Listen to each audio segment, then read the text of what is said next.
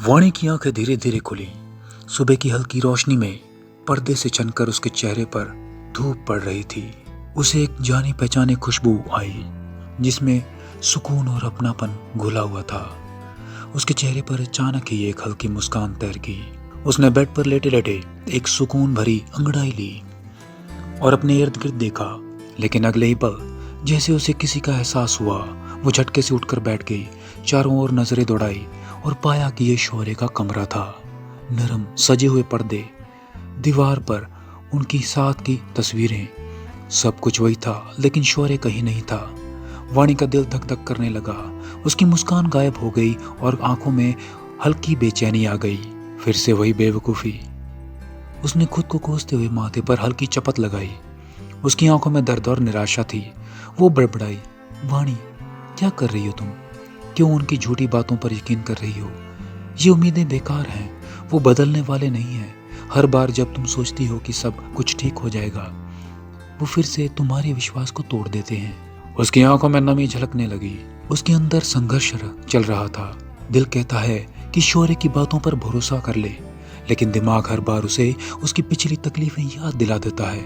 उसने गहरी सांस ली और खुद को संभालते हुए बुदबुदाई, नो वाणी, तुम्हें खुद को संभालना होगा। मत करो उनसे किसी खुशी की उम्मीद। वो बिस्तर से नीचे उतर आई, लेकिन दिल के किसी कोने में उम्मीद का एक नन्हा बीज अब भी सांस ले रहा था। ये सब तेरा नहीं है, बस ये याद रख, एक ना एक दिन तुझे जाना ही होगा। ये बात अपने दिलो दिमाग में बैठा ले। फिर अफसोस में अपने दिल पर हाथ रख खुद की धड़कन को महसूस करती है, जो अब शौर्य के एहसास में धड़क रहा था। वो इस सब को देख खुद से एक हारी हुई आवाज में कहती है, पर ये मेरी बात सुन क्यों नहीं रहा? ना चाहते हुए बस उन्हें अपनी आंखें खुलने पर तलाश कर रहा है। सिर्फ उनके करीब जाने को बेकरार रहता है, पर वो ऐसा नहीं चाहते, ना ही महसूस करते, ना जाने क्या चाहते हैं। फिर कमरे को देख दर्द भरी हंसी में हंसती है और कहती है, एक बार फिर ले आई मेरी किस्मत उस मोड़ पर जहां मोहब्बत है पर मोहब्बत का साथ नहीं। ये सब बात सोच वाणी अपने आंखें मीच खुद को अंदर से आने वाले पल के लिए तैयार करने लगी। वो हिम्मत बटोर अपनी आंखें खोल जैसे ही उठने लगती है, उसकी नजर घड़ी पर जाती है, जिससे देख उसकी आंखें फैल जाती हैं। वो आज कुछ ज्यादा ही लेट हो गई थी। ये देख वाणी जल्दी से बेड से भागते हुए वॉशरूम की तरफ जाती है। दरवाजा खोलने की जल्दबाजी में वाणी का दिल तेज धड़क रहा था, मानो किसी ने उसके अंदर के तूफान को बाहर आने की इजाजत दे दी हो। जैसे ही दरवाजा खुला, वो एक नरम और गर्म दीवार से टकरा गई। उसने एक पल के लिए महसूस किया कि उसकी सांसें रुक गई हों। शौर्य का चौड़ा मस्कुलर सीना उसके होठों को छू गया था। उसकी धड़कनें अब उसके दिल की नहीं, बल्कि शौर्य के साथ मिलकर एक नई धुन गुनगुना रही थी। वाणी की नजर जब शौर्य के चेस्ट पर पड़ी तो उसकी पलकों ने जैसे शर्म से खुद को झुका लिया। उसने खुद को संभालते हुए हटने की कोशिश की, पर तभी शौर्य ने उसकी कमर को मजबूती से थाम लिया और एक झटके से उसे और करीब खींच लिया। शौर्य, उसकी आंखें हैरानी और गुस्से में फैल गई। शौर्य ने उसकी आंखों में झांकते हुए हल्की सी मुस्कान दी। उसकी उंगलियां वाणी के गाल पर आए बालों को हल्के से पीछे कर रही थी। क्या हुआ वाइफी, मुझसे दूर नहीं रह पाई? शौर्य की शरारती आवाज और आंखों की चमक ने वाणी का दिल फिर से दौड़ा दिया। वाणी को जैसे होश आया। उसने खुद को छुड़ाते हुए कहा, ऐसा कुछ भी नहीं है, बस मैंने ध्यान नहीं दिया कि आप अंदर हैं, अब छोड़िए मुझे। उसकी आवाज में गुस्सा था, पर आंखें कुछ और बयां कर रही थी। शौर्य की बाहें जैसे ही और मजबूती से वाणी को अपनी ओर गिरफ्त में लेती हैं। वाणी का दिल तेजी से धड़कने लगता है। उसकी आंखों में हल्का सा डर और गुस्सा रहता है। शौर्य की आंखों में एक शरारत भरी चमक थी। उसने हल्की मुस्कान के साथ कहा, ऐसे कैसे वाइफी, जाने दूं, अभी तो काफी कुछ बाकी है। वाणी की भौहें सवालिया अंदाज में ऊपर उठती हैं। क्या मतलब? उसकी आवाज में हल्की कंपी थी। शौर्य का हाथ धीरे धीरे उसकी पीठ पर सरकता है और वो धीरे से उसके करीब झुककर फुसफुसाता है, मतलब ये कि मैंने अभी तक सही से अपॉलॉजी मांगी ही नहीं। कहा था ना, घर पहुंचते ही तुम्हें एक स्पेशल माफी मिलेगी, तो शुरू करें। शौर्य के शब्द सुनकर वाणी की आंखें चौड़ी हो जाती हैं। उसके दिमाग में हजारों ख्याल दौड़ जाते हैं। वो घबराहट में अपना चेहरा पीछे करते हुए शौर्य को हल्का सा धक्का देती है। नो नो नो, मुझे आपकी कोई अपॉलॉजी नहीं चाहिए। अपनी अपॉलॉजी अपने पास रखिए।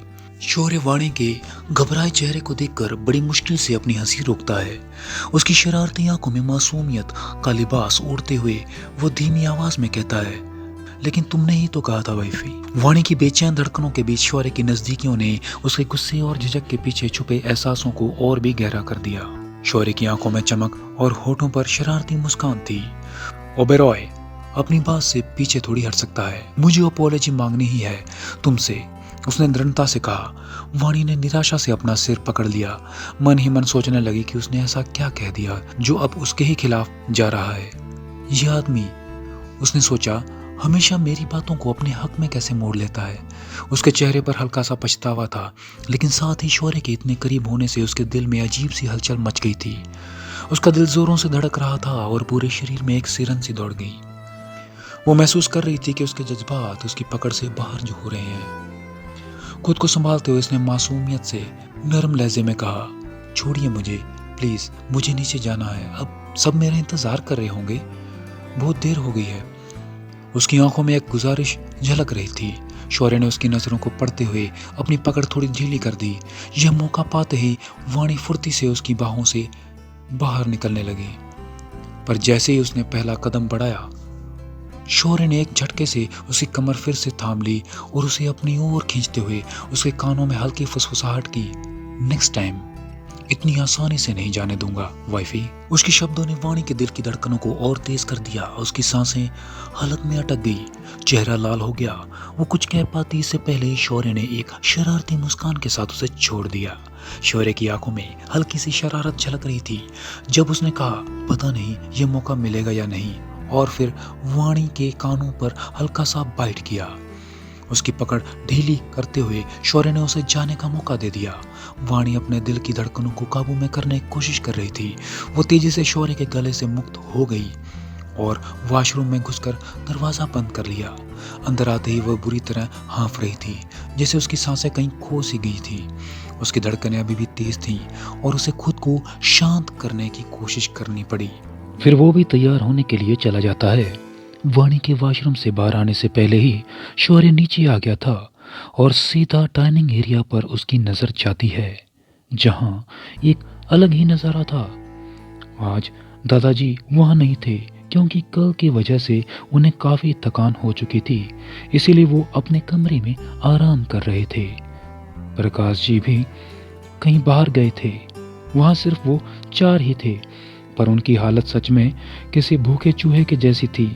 सब अपने खाने में ऐसे मगन थे कि आज से पहले उन्होंने खाना खाया ही ना हो। खासकर ईशान और आर्यन, बेचारा कल का अनशन काफी मुश्किल बीता था इनका। शौर्य उन्हें एक नज़र देख चुपचाप अपनी जगह बैठ जाता है। एक नौकर उसे कॉफी और नाश्ता सर्व करता है। ईशान शौर्य को देख खुशी से अपने मुंह में ढेर सारा खाना भर जल्दी से उसके गले लगते हुए कहता है, थैंक यू भाई, थैंक यू सो मच। आपने हमारी बात मान ली और भाग दिन में घर ले आए, वरना ये अनशन और एक दिन चलता तो मैं कहीं विलुप्ति ना हो जाता। You are so sweet. Shaurya उसकी हरकतों को घूर गुस्से में अपने कंधे झटक उसे खुद से दूर करता है। ईशान का मुंह ही बन जाता है, लेकिन इन सब के बावजूद अपने खाना खाने को ज़्यादा इम्पोर्टेंट समझ वापस से अपने खाने में लग जाता है और शौर्य उसे घूर कर कॉफ़ी पीने में लग जाता है। तभी विनय अपना सैंडविच खाते हुए कहता है, वैसे यार, हम सब ने तुझे भाभी को इज्जत के साथ घर लाने को कहा था, ये नहीं कि तू आधी रात को गुंडों की तरह उनके घर पर धावा बोल चोरों की तरह उन्हें उठा कर ले आए। विनय की बात सुन सब शौर्य को सवालिया नज़रों से देखने लगते हैं कि क्या ये सच है, क्योंकि उन्हें ये सब नहीं पता था और विनय को भी शमशेर से ही कुछ देर पहले ये सब पता चला था, जिसे सुन एक पल तो उसे गुस्सा आया, फिर उसकी हरकत देख उसे हंसी आ गई, क्योंकि इतने सालों में शौर्य नहीं बदला। बचपन में भी अगर कोई उसकी चीज़ अपने पास रख लेता तो वो उसके घर में घुसकर अपनी चीज़ वापस ले आता था, क्योंकि जो शौर्य ओबरॉय का है वो उसी का है। ये सब सोच विनय को तो वाणी के लिए कुछ बुरा फील होता है। बेचारी शौर्य बिना उनकी तरफ देखे अपनी जगह से खड़ा होते हुए बेपरवाही से कहता है, अगर इज्जत से लाने का वेट करता तो तुम सब यहाँ खाना नहीं खा रहे होते। इतना बोल शौर्य वहां से निकल जाता है। उसकी बात सुन आर्यन के मुंह का निवाला उसके मुंह में ही अटक जाता है। वो जल्दी से पानी का घूंट लेते हुए नाराजगी से कहता है, ये आदमी कभी नहीं सुधरेगा। सब उसकी बात पर सहमति दिलाते हैं। सबको लगा था कि वाणी के आने के बाद कुछ बदलेगा, उसके अंदर कुछ नरमी आएगी, लेकिन नहीं, वो तो अब भी वैसा ही है जैसा पहले था। शौर्य ऑफिस चला जाता है और बाकी सब वाणी से मिलकर अपने अपने काम पर चले जाते हैं। वाणी दादाजी की हालत देख पहले तो उन पर नाराज होती है, फिर खुद ही गिल्ट महसूस करती है। आखिर उसकी वजह से ही तो उन्हें ये सब झेलना पड़ा। दादाजी वाणी को वापस अपने घर में देख काफी खुश थे। उन्होंने तनुजा की पुण्यतिथि की सारी जिम्मेदारी उसे सौंप दी थी और खुद निश्चिंत हो गए। वाणी के लिए ये सब नया था, इसीलिए उसे काफी डर सा लग रहा था, लेकिन वो अपने पूरे लगन से कोशिशों में लग गई थी। वो पूरा दिन तैयारियों में जुटी रही। प्रकाश जी भी काफी खुश थे वाणी को वापस देख। उन्होंने वाणी को अपने कमरे में बुलाया। वाणी कमरे का दरवाजा नॉक करते हुए अंदर आती है। प्रकाश जी उसे देख खुश होते हुए उसके सिर पर हाथ रख कहते हैं, मुझे बहुत खुशी हुई, मेरी बेटी वापस अपने घर आ गई। फिर कभी मत जाना, तुम्हारे बिना अब ये घर घर नहीं लगता बेटा। वाणी भी उनकी बात सुन मुस्कुराते हुए हाँ में सिर हिला देती है और उनसे सवाल करते हुए कहती है, डैड, आपने मुझे बुलाया था, कुछ काम था? वैसे मैंने पूजा की सारी तैयारियां कर ली हैं और साथ ही पंडित जी से भी बात कर ली है। वो वक्त पर आ जाएंगे और दान का सामान भी सब देख लिया है और भोग में भी माँ की पसंद के पकवान मैं खुद सुबह बना लूंगी। और वाणी को एक के बाद एक सारी बातें सुन प्रकाश जी मुस्कुराते हुए कहते हैं, बस बेटा बस, मुझे तुम पर पूरा भरोसा है। तुमने सब अपनी निगरानी में बेहतरीन ही किया होगा। मैंने तुम्हें यहाँ पर तैयारियों का जायजा लेने के लिए नहीं बुलाया, बल्कि एक खास चीज तुम्हें देने के लिए बुलाया है। वाणी प्रकाश जी की बात सुन सवालिया निगाहों से उन्हें देखकर कहती है, खास चीज? खास चीज क्या है डैड? प्रकाश जी मुस्कुराते हुए कहते हैं, एक मिनट रुकना। इतना बोल वो अपनी अलमारी की तरफ चले जाते हैं। उनके एक अलमीरा के साइड जहां अब भी तनुजा जी की चीजें काफी सलीके से रखी हुई थी। प्रकाश जी वहां कुछ ढूंढने लगते हैं। वहीं वाणी भी क्यूरियसली सब देख रही थी। तभी वाणी की नजर ऊपर वाले शेल्फ के दो एक जैसे दिखने वाले डब्बों पर जाती है। एक डब्बे पर तो शौर्य लिखा था, पर दूसरे पर कुछ नहीं। ये देख वाणी के मन में कई सवाल उठने लगते हैं। वो समझ गई कि दूसरा डब्बा जरूर ईशान के नाम का होगा, पर अगर प्रकाश जी ईशान से अपने दिल से नफरत करते तो ये डब्बा यहाँ नहीं होता। पर जब इन बाप बेटे में ऐसा अनोखा रिश्ता अब भी है, तो क्यों ये रिश्ता इतने दूर है? वाणी अपने ही सोच में गुम थी कि प्रकाश जी अपने हाथों में 2 बॉक्स लिए वाणी के पास आते हैं और उसकी तरफ बढ़ाते हुए कहते हैं, ये लो, ये तुम्हारे लिए है। वाणी सवालिया नजरों से बॉक्स को देख उनसे लेकर खोलती है तो एक में काफी भरी जड़ाऊ कंगन थे और दूसरे में काफी लंबे और खूबसूरत ईयरिंग। दिखने में दोनों ही काफी खूबसूरत थे। एक पल को वाणी छूकर उनकी तरफ आकर्षित हो उठी, फिर कुछ सोचते हुए प्रकाश जी से कहती है, काफी खूबसूरत हैं डैड, लेकिन मैं इन्हें कैसे रख सकती हूँ? प्रकाश जी मुस्कुराते हुए कहते हैं, क्योंकि ये तुम्हारे हैं। वाणी सवालिया निगाहों से प्रकाश जी को देखती है तो प्रकाश जी आगे अपने एक यादों में खोए अंदाज में कहते हैं, ये कंगन तनुजा को पापा ने दिए थे इस घर की बहू बनने पर। फिर जब शौर्य हमारी जिंदगी में आया तो तनुजा ने इन कंगनों को उतार कर रखते हुए कहा था कि अब इसके आगे की हकदार मेरी बहू होगी। जब वो आएगी तो मैं उसके मुंह दिखाई में उसे ये दूंगी। पर अफसोस, मेरी तनुजा अपना ये सपना पूरा नहीं कर पाई। ये बोलते हुए प्रकाश जी की आंखें कुछ नम हो गई और वाणी भी उनके जज्बात समझ खामोश सी हो गई थी। फिर प्रकाश जी अपने जज्बात को काबू कर वाणी को देखते हुए एक विश्वास से कहते हैं, लेकिन अब मेरी तनुजा का कोई सपना अधूरा नहीं रहेगा। ये धरोहर उसकी बहू की है जो आज मैंने दे दी। ये झुमके भी उसने कब से अपनी बहू के लिए रखे थे संजो कर, इसीलिए इन सब पर तुम्हारा हक है बेटा।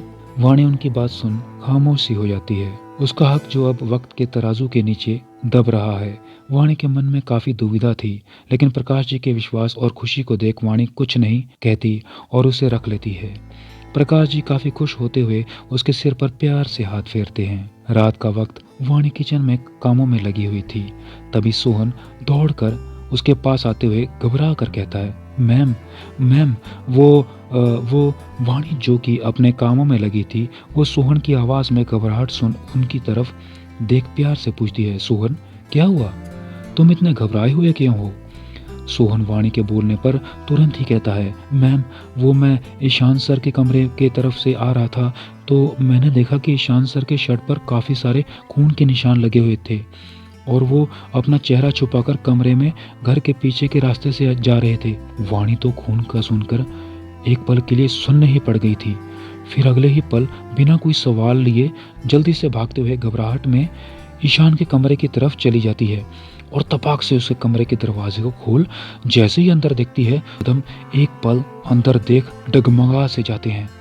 वो काफी ज्यादा हैरान परेशान रह जाती है। वो तेज आवाज में चिल्लाती है, ईशान। इससे आगे की कहानी जानने के लिए सुनते रहिए मजबूरी की शादी का अगला एपिसोड, सिर्फ मीत स्टोरी यूट्यूब चैनल पर। अगला एपिसोड सुनने के लिए मीत स्टोरी चैनल को अभी सब्सक्राइब कीजिए।